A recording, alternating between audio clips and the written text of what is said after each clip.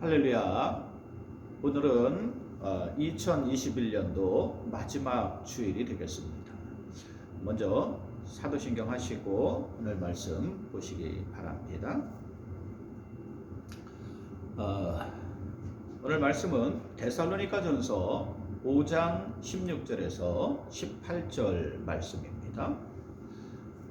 세월이 참으로 빨리 지나갑니다. 올 한 해도 이제 5일밖에 남지 않았습니다. 오늘은 2021년도 마지막 주일로 송년 주일이 되겠습니다. 한 해를 보내면서 우리는 올 한 해를 돌아봐야 합니다. 그러면서 잘한 것은 내년에 더 발전시키고 잘못하거나 부족한 것이 있으면 수정해 가야 합니다. 그래야 발전이 있습니다. 신앙도 마찬가지입니다. 자신을 돌아보면 자꾸만 고쳐가고 성장해 가도록 노력해야 합니다. 그냥 마냥 그대로 있는다 그래서 신앙이 자라지 않습니다. 그냥 둔다 그래서 시간이 지나간다 그래서 신앙이 자라나는 게 아닙니다. 그러므로 예수님은 너희가 믿음의 큰 거목이 되라고 하셨습니다. 세상에서 가장 작은 씨가 겨자씨입니다.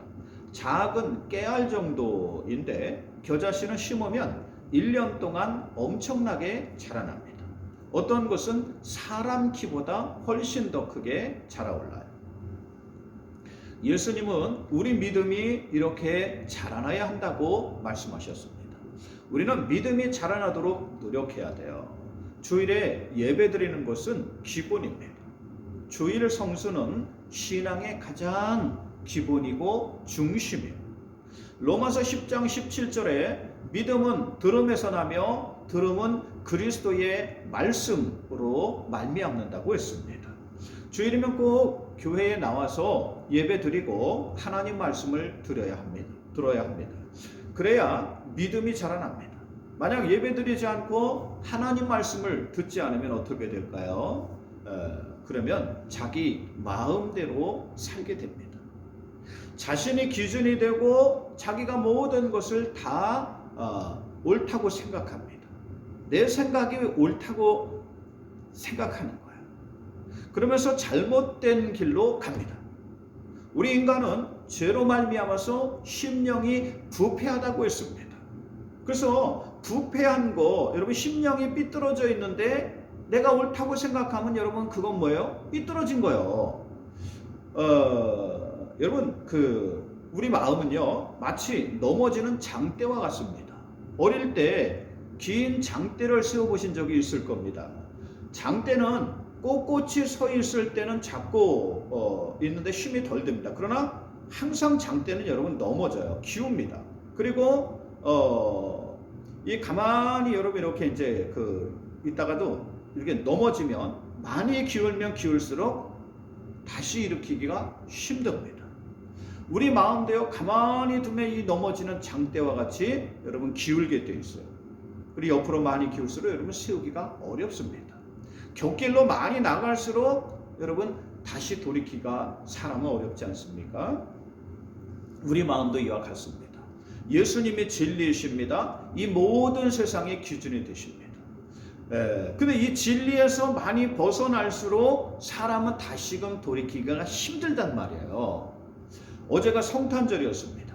예수님은 죄로 말미암아 이렇게 삐뚤어지고 기울어진 우리 마음을 바로 세우시기 위해 오셨습니다. 그러므로 예수님은 내가 길이요 진리요 생명이라고 말씀하셨어요. 우리가 따라야 할 길이라는 거예요. 모든 또한 이 사람들이 삶은 뭐냐면 진리이신 예수님에게 맞춰야 합니다. 내가 옳다고 생각하는 것이 옳은 게 아닙니다. 내가 옳다고 주장하는 내 삶이 난 다르게 살았다. 그래서 여러분 이게 바른 게 아니에요. 구원자이신 예수님이 옳다고 하셔야 옳은 겁니다. 진리이신 예수님이 옳다고 하셔야 옳은 겁니다. 우리는 예배를 통해 이러한 예수님의 말씀을 듣고 예수님의 뜻을 따라 살 수 있게 되는 것입니다. 그러므로 꼭 예배드리고 하나님 말씀을 들어야 합니다.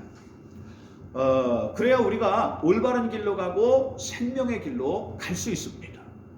한 해 동안 우리에게 너무도 많은 기회를 하나님이 주셨습니다. 하나님이 예배 드릴 수 있는 기회, 믿음으로 살 수 있는 기회들을 주셨어요.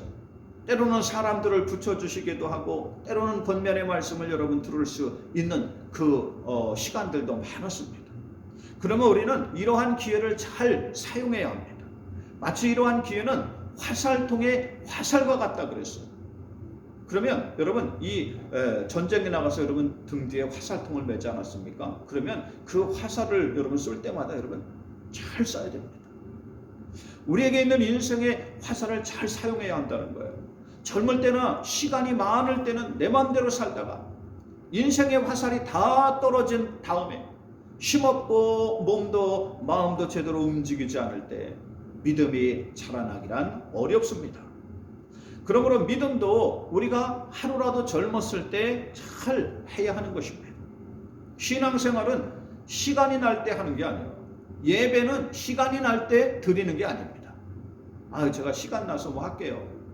그거는요 믿음이 없는 거예요. 그건 올바른 신앙생활이 아닙니다. 시간이 날 때 예배 드리는 게 아닙니다. 시간을 내서 예배 드리는 겁니다. 시간이 날 때 교회 나오는 게 아니에요. 시간을 내서 교회에 나오는 겁니다. 성경에 너희는 기회를 만들어 시간을 내어 예배드리고 믿음이 자랄 수 있게 하라고 하셨습니다. 맨날 내 일만 또 내 계획만 바쁘다고 사는 사람은 연말에 별로 거둘 게 없습니다. 나만 위해서 사는데 내 인생에 연말에 별로 거둘 게 없어요. 별로 보람 있는 일들이 없습니다. 이게 왜 그런지 아십니까? 이게 하나님이 다 빠져나가게 하시기 때문이에요. 여러분 예전에 이렇게 그 갈고자 때 여러분 쇠사람 같은 거 이렇게 이제 그 곡식을 하잖아요. 그러면 여러분 이게 걸리는 게 있어야지 다 빠져나가면 이거 긁으나만 한 거예요. 이러한 사람은 인생의 노년에도 별로 남는 것이 없습니다. 그러므로 성경의 너희는 하루라도 젊었을 때 창조주 하나님을 기억하라 그랬습니다.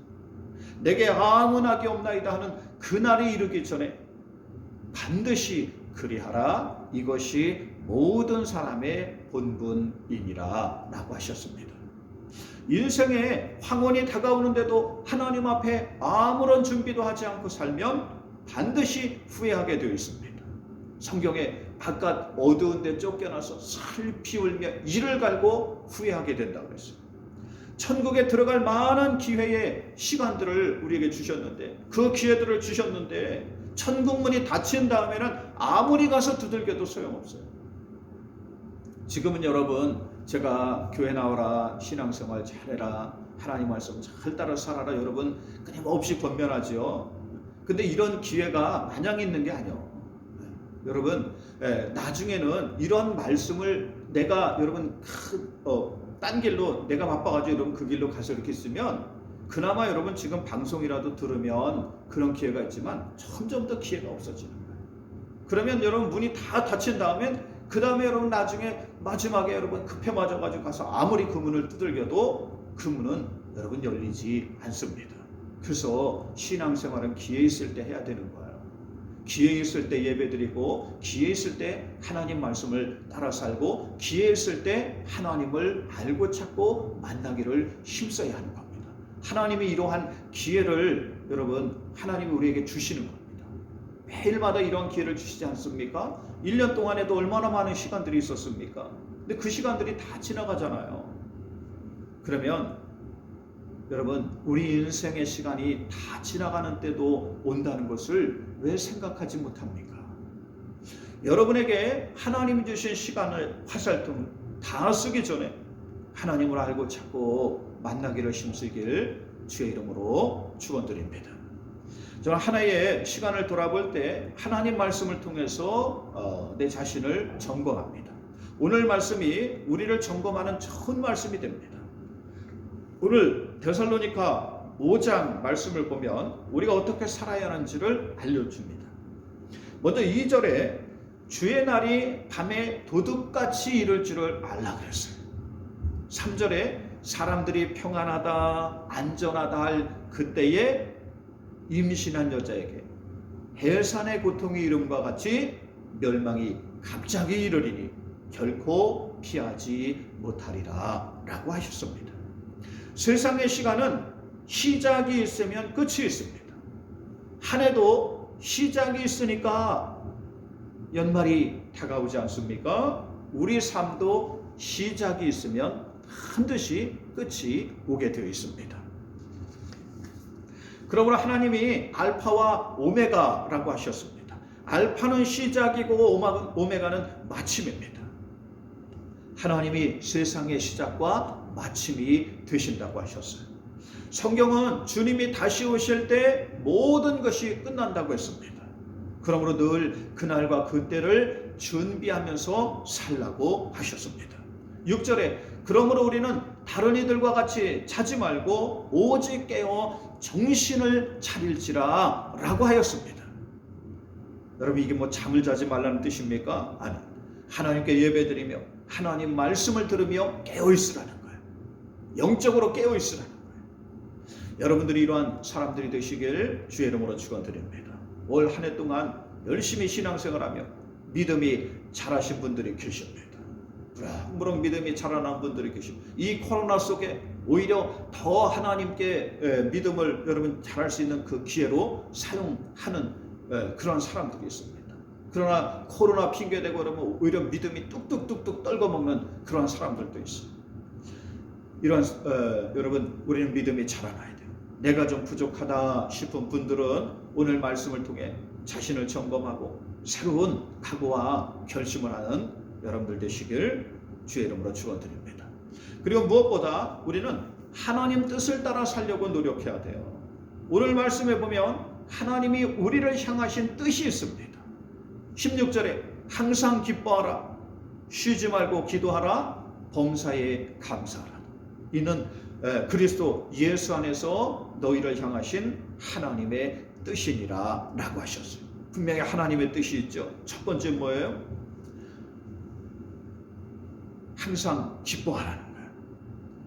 아니 사람이 어떻게 항상 기뻐할 수 있습니까? 기뻐할 일도 별로 없는데요. 여러분 사람이 기뻐하나 슬퍼하나 하루의 시간이 지나가는 건 마찬가지요. 1년의 시간이 여러분 지나가는 건 마찬가지입니다. 그런데 가만히 보면 근심 있는 사람은 맨날 근심이 있습니다. 100년도 못 살면서 1000년의 근심을 맨날 끌어안고 살고 있어요. 이 문제 끝나면 또 저 문제가 있고 저 문제 해결되면 또 다른 문제로 여러분 여전히 근심하고 있어요. 주님이 수고하고 무거운 짐을 다 당신에게 맡기라고 하셨습니다. 나의 힘으로는 안 되지만 믿음으로 살면 기쁜 삶이 된다는 거예요. 여러분 한번 돌아보십시오. 올 한 해 과연 얼마나 몇 번이나 기뻐하며 사셨습니까? 저는 매일매일 기쁘게 삽니다.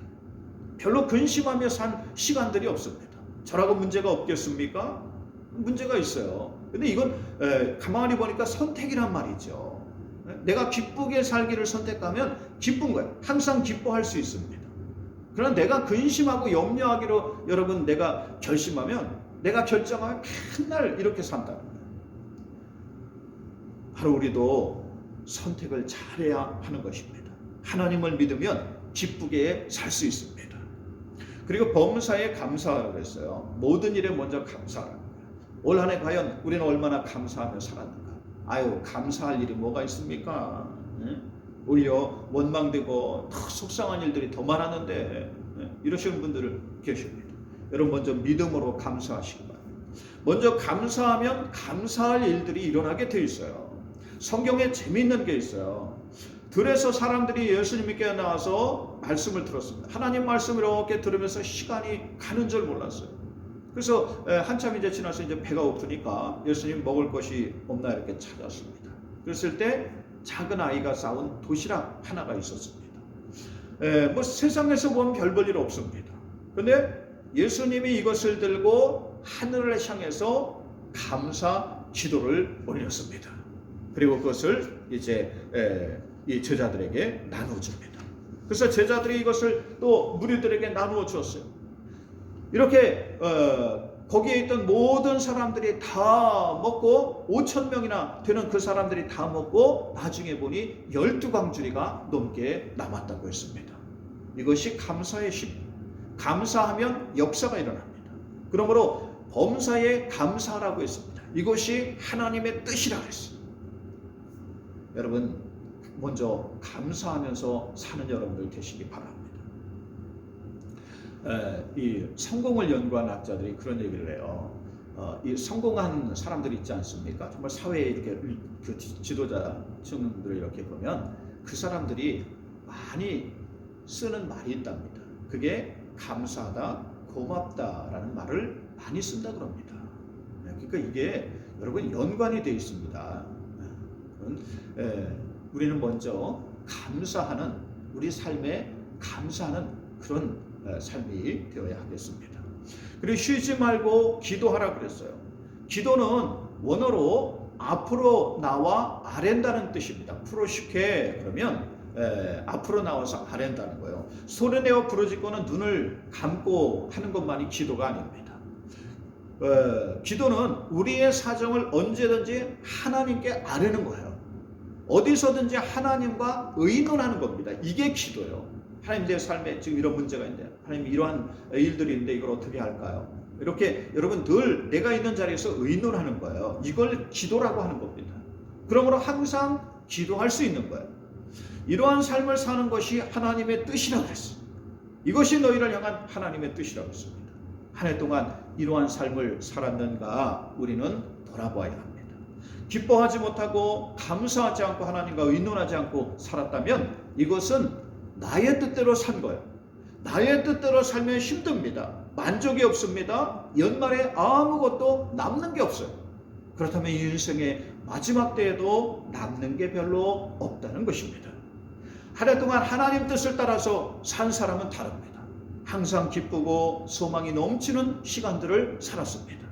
범사에 감사하며 오늘도 많은 감사의 씨앗들을 심었기에 더 많은 열매들이 달리게 됩니다. 또한 오늘도 하나님과 의논하며 인생의 길을 걸어가기에 삶의 보람이 넘치고 의욕이 넘치고 생기가 넘치는 삶이 된다는 겁니다. 그러므로 여러분들이 하나님 뜻을 따라 사는 사람들이 되시길 주의 이름으로 축원드립니다. 그래서 인생의 마지막에 하나님께 칭찬받고 상급받고 승리의 면류관까지 받는 여러분들 되시길 주의 이름으로 축원드립니다.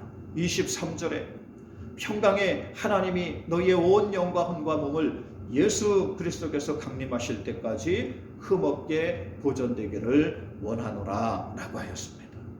하나님의 뜻을 따라 사는 사람 하나님이 함께 하십니다. 힘주시고 능력 주시고 이러한 삶을 살도록 인도해 가신다고 하셨어요. 24절에 너희를 부르시는 이는 미쁘시니 그가 또한 이루시리라 라고 하셨습니다. 미쁘다는 말은 신실하다는 말이에요.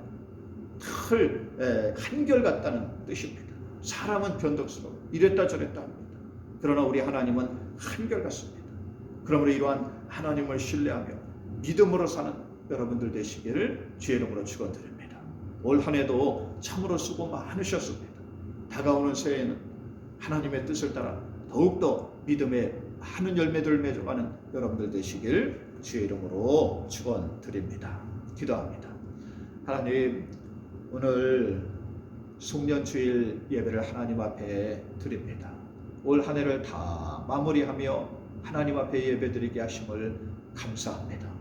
우리의 뜻이 아니라 하나님 뜻을 따라서 살아가기를 힘쓰고 그래서 인생의 많은 열매들을 맺으며 살아가는 우리 예수님께 성도들 또 방송을 듣는 성도들 되도록 하나님 인도하여 주시옵소서.